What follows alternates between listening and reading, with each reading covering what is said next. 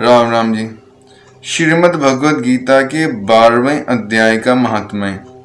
श्री महादेव जी कहते हैं, पार्वती, दक्षिण दिशा में कोल्हापुर नामक एक नगर है जो सब प्रकार के सुखों का आधार, सिद्ध महात्माओं का निवास स्थान तथा सिद्धि प्राप्ति का क्षेत्र है। वह पराशक्ति भगवती लक्ष्मी का प्रधान पीठ है। संपूर्ण देवता उसका सेवन करते हैं। वह पुराण प्रसिद्ध तीर्थ, भोग एवं मोक्ष प्रदान करने वाला है। वहाँ करोड़ों तीर्थ और शिवलिंग हैं। रुद्रगया भी वही है। वह विशाल नगर लोगों में बहुत विख्यात है। एक दिन कोई युवक पुरुष उस नगर में आया। वह कहीं का राजकुमार था। उसके शरीर का रंग गोरा, नेत्र सुंदर, ग्रीवा शंख के समान, कंधे मोटे, छाती चौड़ी और भुजाएं बड़ी बड़ी थीं। नगर में प्रवेश करके सब और महलों की शोभा निहारता हुआ वह देवेश्वरी महालक्ष्मी के दर्शनार्थ उत्कंठित हो मणिकंठ तीर्थ में गया और वहां स्नान करके उसने पितरों का तर्पण किया। फिर महालक्ष्मी जी को प्रणाम करके भक्ति पूर्वक स्तवन करना आरंभ किया।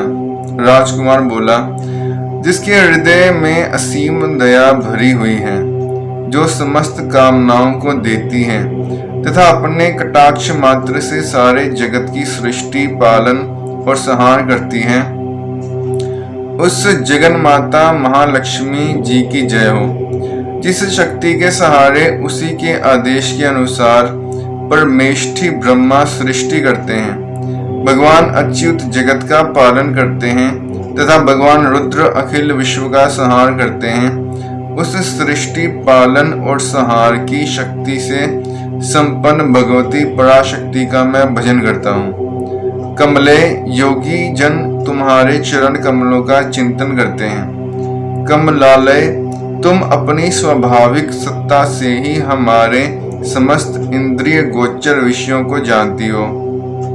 तुम ही कल्पनाओं के समूह को तथा उसका संकल्प करने वाले मन को उत्पन्न करती हो। इच्छा शक्ति, ज्ञान शक्ति और क्रिया शक्ति, ये सब तुम्हारे ही रूप हैं। तुम परास्मित परम ज्ञान रूपिणी हो। तुम्हारा स्वरूप निष्कल, निर्मल, नित्य, निराकार, निरंजन, अंतर्हित, आतंक शून्य, अलंबहीन तथा निरामय है। देवी, तुम्हारी महिमा का वर्णन करने में कौन समर्थ हो सकता है? जो शत चक्रों का भेदन करके अंतःकरण के 12 स्थानों में विहार करती है, अनाहत, ध्वनि, बिंदु, नाद और कला, ये जिसके स्वरूप हैं, उस माता महालक्ष्मी को मैं प्रणाम करता हूँ। माता, तुम अपने मुख रूपी पूर्ण चंद्रमा से प्रकट होने वाली अमृत राशि को बहाया करती हो। तुम ही परा, पश्यंती, मध्यमा और व्याखरी नामक वाणी हो। मैं तुम्हें नमस्कार करता हूँ। देवी, तुम जगत की रक्षा के लिए अनेक रूप धारण किया करती हो। अंबिके, तुम ही ब्रह्मी, वैष्णवी तथा माहेश्वरी शक्ति हो। वाराही, महालक्ष्मी, नारसिंही, इंद्रिय कुमारी, चंडिका, जगत को पवित्र करने वाली लक्ष्मी, जगन माता सावित्री, चंद्रकला तथा रोहिणी भी तुम ही हो। परमेश्वरी, तुम भक्तों का मनोरथ पूर्ण करने के लिए कल्पता के समान हो। मुझ पर प्रसन्न हो जाओ। उसके इस प्रकार स्तुति करने पर भगवती महालक्ष्मी अपना साक्षात स्वरूप धारण करके बोली, राजकुमार, मैं तुमसे प्रसन्न हूँ। तुम कोई उत्तम वर मांगो। राजपुत्र बोला, माँ, मेरे पिता राजा बृहद्रथ अश्वमेध नामक महान यज्ञ का अनुष्ठान करते थे। वे देव योग से रोगग्रस्त होकर स्वर्गगामी हो गए। इसी बीच में यूप में बंधे हुए मेरे यज्ञ संबंधी घोड़े को, जो समूची पृथ्वी की परिक्रमा करके लौटा था, किसी ने रात्रि में बंधन काटकर कहीं अन्यत्र पहुंचा दिया। उसकी खोज में मैंने कुछ लोगों को भेजा था, किंतु वे कहीं भी उसका पता ना पाकर जब खाली हाथ लौट आए हैं, तब मैं सब ऋत्विजों से आज्ञा लेकर तुम्हारी शरण में आया हूँ। देवी, यदि तुम मुझ पर प्रसन्न हो तो मेरे यज्ञ का घोड़ा मुझे मिल जाए, जिससे यज्ञ पूर्ण हो सके, तभी मैं अपने पिता महाराज का ऋण उतार सकता हूँ। शरणागतों पर दया करने वाली जगजननी लक्ष्मी, जिसे मेरा यज्ञ पूर्ण हो वह उपाय करो। भगवती लक्ष्मी ने कहा, राजकुमार, मेरे मंदिर के दरवाजे पर एक ब्राह्मण रहते हैं, जो लोगों में सिद्ध समाधि के नाम से विख्यात हैं। वे मेरी आज्ञा से तुम्हारा सब काम पूरा कर देंगे। महालक्ष्मी के इस प्रकार कहने पर राजकुमार उस स्थान पर आए जहां सिद्ध समाधि रहते थे। उनके चरणों में प्रणाम करके राजकुमार चुपचाप हाथ जोड़े खड़े हो गए।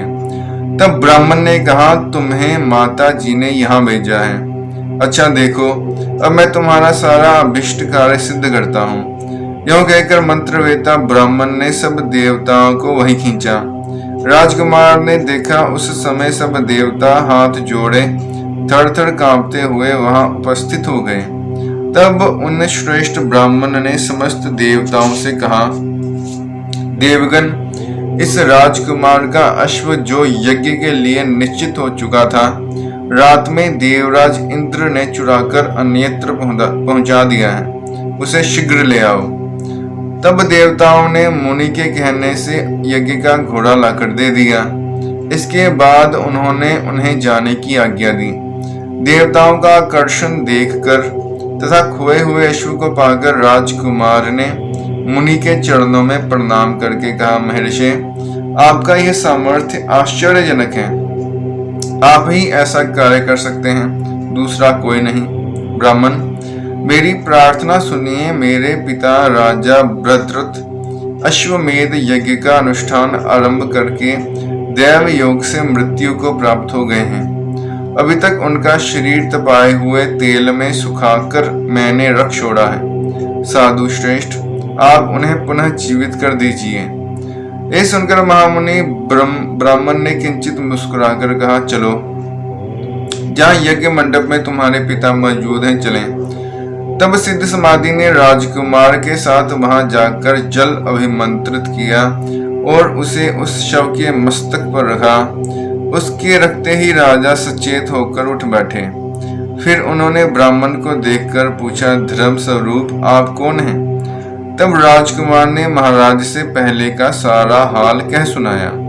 राजा ने अपने को पुनः जीवन दान देने वाले ब्राह्मण को नमस्कार करके पूछा, ब्राह्मण, किस पुण्य से आपको यह अलौकिक शक्ति प्राप्त हुई?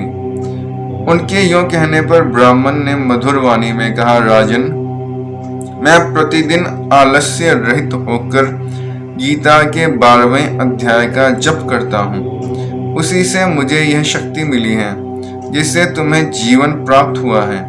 ये सुनकर ब्राह्मणों से राजा ने उस ब्रह्म ऋषि से गीता के 12वें अध्याय का अध्ययन किया। उसके माध्यम से उन सबकी सद्गति हो गई। दूसरे जीव भी उसके पाठ से परम मोक्ष को प्राप्त हो चुके हैं। गीता जी के 12वें अध्याय का महात्म्य समाप्त। धन्यवाद।